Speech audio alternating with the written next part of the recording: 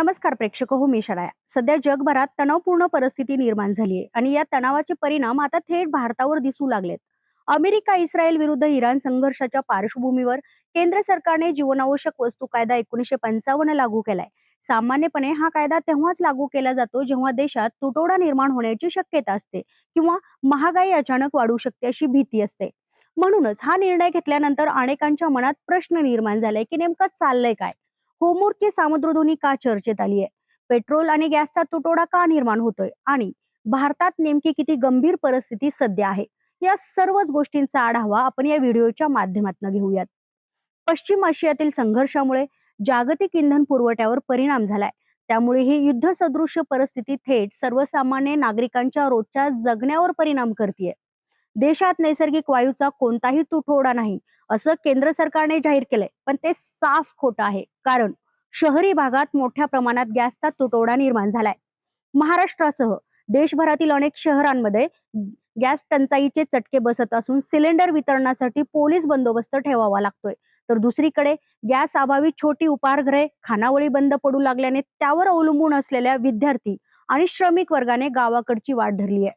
आज देशभरात सगळीकडे बातम्या कोणत्या असतील तर एलपीजी गॅसचा तुटवडा, त्यानिमित्ताने हॉटेल व्यावसायिकांवर उद्भवलेलं संकट, कारखान्यांच्या उत्पन्नावर आलेली गदा आणि मग मुंबई पुण्यामध्ये कटिंग चहा देखील मिळणं कसं अवघड होत जाईल अशी सगळी झालेली परिस्थिती. मग हा गॅसचा तुटवडा नाही तर काय, एवढी गंभीर परिस्थिती सध्या देशात निर्माण झाली आहे. केंद्र सरकारने जीवनावश्यक कायद्याचं कलम गॅसला लावल्यामुळे त्यावर आलेलं नियंत्रण आणि त्यामुळे गॅस वितरणावर आलेल्या मर्यादा. आता हे का झालं असा प्रश्न पडू शकतो. इराण हा देश तेल संपन्न देश आहे, तर इस्रायलकडे तेल नाही आणि नैसर्गिक वायू देखील नाही. मात्र हा सगळा परिसर ऊर्जा स्रोताने भरलेला आहे. जगातील काही महत्वाच्या ऊर्जाविषयी देशांमध्ये इराणची जशी गणना होते, तसं इराणची जी सामुद्रधुनी आहे तिथून जगातील अनेक देशांसाठी नैसर्गिक वायूच्या साठ्यांची वाहतूक होते. त्याला होमूरची सामुद्रधुनी म्हणतात. ही खाडी अतिशय चिंचोळी आहे. होमूर सामुद्रधुनीच्या आसपास इराण, कतार आणि दोहा हे देश आहेत. हे 2-3 देश नैसर्गिक ऊर्जेच्या स्रोतांनी भरलेले आहेत. म्हणजे एका कतार सारख्या देशाची जगातल्या नैसर्गिक ऊर्जेच्या बाजारावरती 60% मालकी असल्यासारखी सध्या परिस्थिती आहे. इराण देखील तेल संपन्न असून नैसर्गिक वायू संपन्न आहे. त्यामुळे अमेरिका इस्रायल यांच्या इराण सोबतच्या संघर्षाचा थेट परिणाम भारतावर झालाय. एकंदरीत काय तर या युद्धामुळे ऊर्जेच्या बाजारावर संकट आलं आहे असं म्हणलं तर वावगच ठरणार नाही. सौदी अरेबिया, इराक, कुवेत आणि पश्चिम आशियाचा जो पट्टा आहे तो सगळा तेल संपन्न आहे. मात्र या युद्धामुळे त्याला फटका का बसला असा प्रश्न अनेकांच्या मनात आला असेल. मात्र जसा होमूरच्या सामुद्रधुनीचा उल्लेख केला, त्या होमूरच्या सामुद्रधुनीच्या एका बाजूला इराण आणि दुसऱ्या बाजूला दोहा, कतार वगैरे देश आहेत. त्या वाहतुकीवर इराणने नियंत्रण मिळवलेलं आहे असं स्पष्ट झालेलं आहे. जगात जे तेल निर्यात होतं त्यामध्ये या होमूरच्या सामुद्रधुनीचा वाटा मोलाचा आहे. या संघर्षामुळे जगभरात पेट्रोलियम पदार्थ आणि नैसर्गिक वायूचा तुटवडा निर्माण झालाय. इराण जवळीलच होमूरची सामुद्रधुनी तणावाच्या पार्श्वभूमीवर वाहतुकीसाठी बंद करण्यात आली आहे. आखाती देशात निर्माण झालेल्या युद्धजन्य परिस्थितीमुळे गॅस सिलेंडरचा तुटवडा निर्माण झालाय.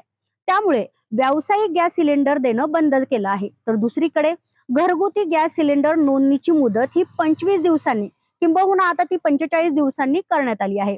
गॅस तुटवडा निर्माण होईल या भीतीने आता गॅस सिलेंडर धारक हे शहरातील विविध ठिकाणच्या भागातील गॅस वितरण कार्यालयाच्या समोर गर्दी करू लागलेत.